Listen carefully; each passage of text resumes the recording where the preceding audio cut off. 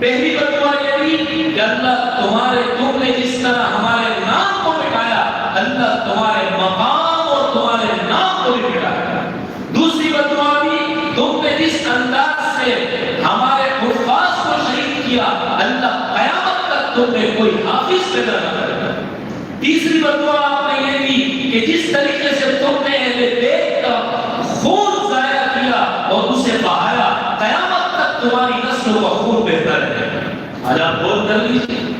کیا حال ہے، کون سا فرقہ ہے، کون سے لوگ ہیں جن کا خون حضرت حسین رضی اللہ تعالیٰ عنہ کی بہن کی بددعا کی وجہ سے آج تک دے رہا ہے، جو اپنے آپ کو آج تک مار رہے ہیں، لعنت آج تک ان کا مقدر بنی ہوئی ہے۔ قرآن ان میں ایک حافظ نہیں ہے،